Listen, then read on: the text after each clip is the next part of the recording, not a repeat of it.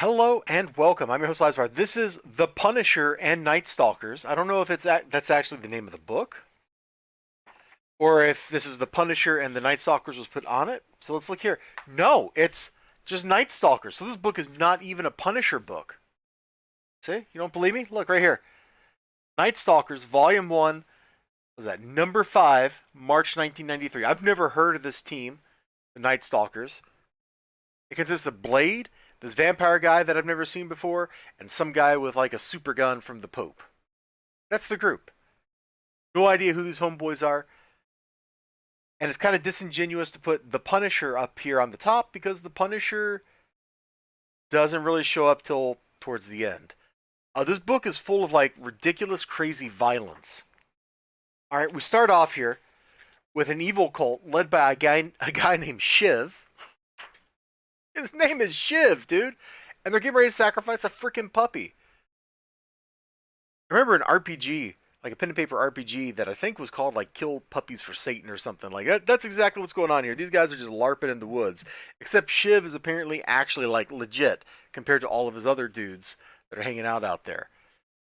And so you see like we got like some cool technology, beep beep beep beep beep beep beep beep beep, beep, and some overwrought dialogue, and then things get hyper violent.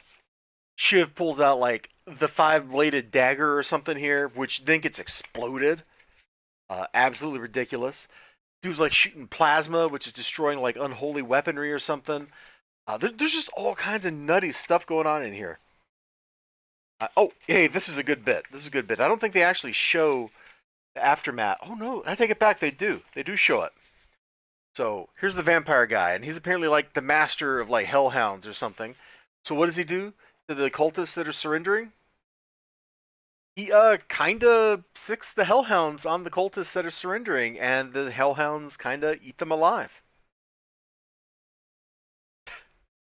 I mean, come on, dude. Talk about hardcore.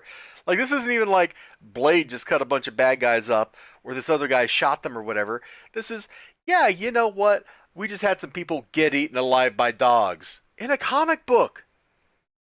The 90s were crazy, dude. That's all I gotta say. Meanwhile, Shiv escapes and goes on a little terror spree. He kills a bunch of people here. And that's actually how the Punisher gets drawn in, who's only really in the book at the very end of it when he's like stalking the killer and doing Punisher stuff. Like he finds the victim in the hospital. He apparently the Punisher at this point had money, so he like pays that dude's hospital bills or whatever. Look at this panel with Blade here. Isn't this cool? That's really cool. So my overall thoughts of the book are, I kind of liked it. It's a little crazy. The art's fine. Very, and you're not going to like this word, but it's the right word. It's very cartoony. And I don't mean that like Saturday morning cartoons. I mean that like newspaper cartoonist. Like a lot of stuff in art, in comic art, I should be specific, used to be like that. It had that cartoonist touch to it where you conveyed a lot of stuff with very little actual detail. I saw a meme that was like why comic books used to, oh, I forget exactly how it was phrased it. It was like how comic books used to be drawn, why comic books aren't on time now or something. And so used to be drawn, it was like a hand that was like wearing gloves about this detailed.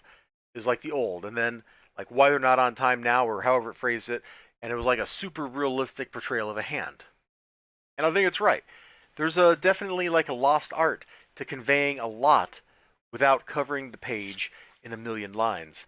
And as I go through and I read older books over and over again, I keep getting impressed by the amount of stuff that is carried without having to be extremely detailed. And there's a lot of stuff in this book that's a good example of that. I want to flip back over here to like that page of that dude like sicking those guys, sicking those dogs on dudes. Like he's just talking about something crazy. Ooh, Terminator 2, the arcade game, now on Genesis. There you go. One more page over. Oh, that the vampire guy that six dogs on people. Apparently, his name is Hannibal. You can believe that. I don't believe that, but apparently that's what the book says. I got no idea who he is. Like, out of these three characters, the only one I recognize is Blade. So this is clearly like the setup for a story arc, part 1 of 5 or something like that, where they cross over with the Punisher. It's still, I'm going to say it's misleading to put the Punisher's name on the book because he's not really in the book, you know? Anyway, you all take care. I had fun reading this, especially for the fact that I paid $0 for it. Also, I bought Mystic Quest for $19.99 at an after Christmas sale. I do not regret it. I absolutely love Mystic Quest. I know a lot of people crap on it, but I like the game.